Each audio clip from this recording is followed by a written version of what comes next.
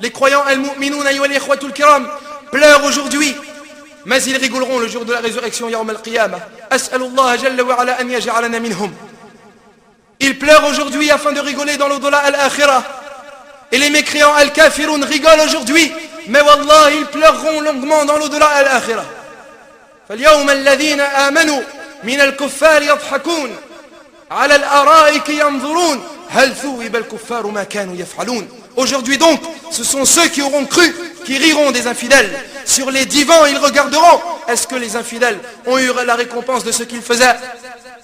Et lorsqu'Allah Jalla wa Ala leur répondra avec cette réponse qui casse le dos à Allah, les espoirs deviendront alors néants.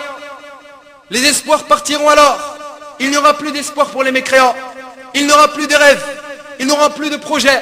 Ils n'auront plus d'ambition. Ils n'auront plus d'espoir. Et ils n'ajouteront alors aucun mot. Ils ne parleront plus. Leur patience aura été vouée à l'échec.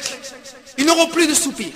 Ils n'auront plus de paroles et plus de propos, mais que des soupirs et des sanglots.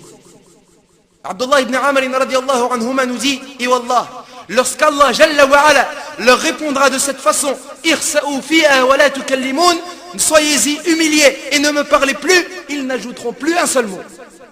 Ils n'ajouteront plus un seul mot en enfer. Et il n'y aura ainsi plus que des soupirs et des sanglots en enfer. Et leur voix et la voix des gens de l'enfer ressemblera à celle des ânes. Les premiers sont des soupirs et les seconds sont des sanglots. Et nous disons, ceci est dû à l'immense souffrance et à l'immense châtiment et à l'immense supplice qu'ils endureront, wali'adhu billah, comme nous le dit Allah Jalla wa Ala, yawma ya'ti takallamu nafsun yawma ya'ti la takallamu nafsun illa bi'idni. Le jour où cela arrivera, nulle âme ne parlera qu'avec sa permission. Ces anges al-malaïka et l'ikhwatul kiram châtiront les gens an-nas. Ils châtiront tous ceux qui seront entrés dans le feu an-nar. Et ils seront spécialisés dans la souffrance, spécialisés dans le supplice, spécialisés dans le châtiment al-adab. Qu'est-ce qu'il leur aura appris? Le Seigneur des serviteurs, Rabbul Abid, Tabaraka wa Ta'ala. Ils ne connaissent pas de douceur, ils ne connaissent pas de miséricorde, ils ne connaissent pas de pitié, ils ne secourent pas ceux qui leur demandent le secours. Et ils ne feront pas miséricorde à ceux qui leur demandent miséricorde. Et ils ne cesseront pas pour ceux qui leur demandent de cesser et d'arrêter abadan.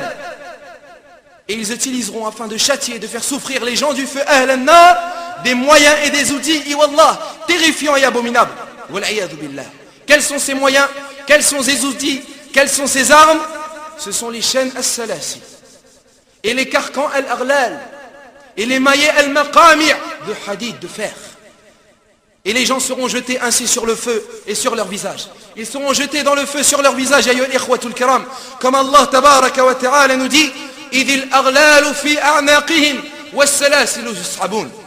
Quand des carcans à leur cou et avec des chaînes ils seront traînés, fil hamimi thumma fin nari yusjarun, dans l'eau bouillante, et qu'ensuite ils brûleront dans le feu.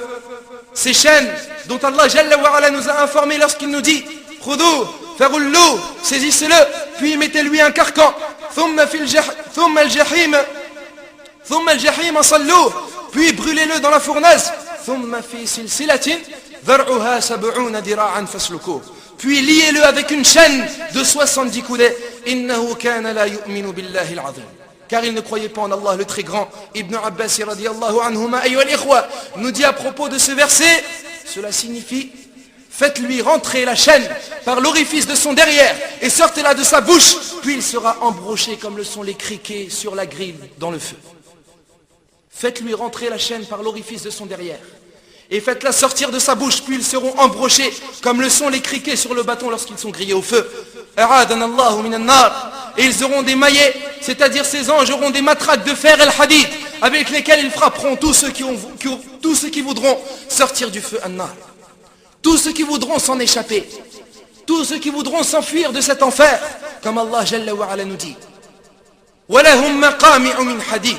Il y aura pour eux des matraques et des maillets de fer. كُلَّمَا أَرَادُوا أَنْ يَخْرُجُوا مِنْهَا مِنْ غَمٍ.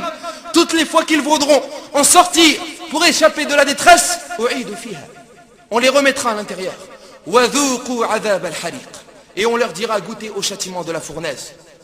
Les anges al-malaïka les frapperont alors avec les matraques de fer des coups faisant détruire des montagnes al-Jibal, ils les frapperont sur leur tête, ils les frapperont sur leurs membres, ils les frapperont sur cette tête, ayyuha al-ikhwa, sur ces têtes qui s'acharnaient, sur ces fronts qui s'enorgueillissaient, sur ces têtes qui s'obstinaient, sur ces têtes qui refusaient de suivre le chemin d'Allah, sur ces têtes qui refusaient d'obéir à Allah Jalla wa Ala. Ils ne connaissent point de miséricorde al-malaïka, et ils ne connaissent point de douceur. Tels sont les anges, ayyuha al-ikhwa, tels sont les gardiens de l'enfer, et tels sont leurs nombres.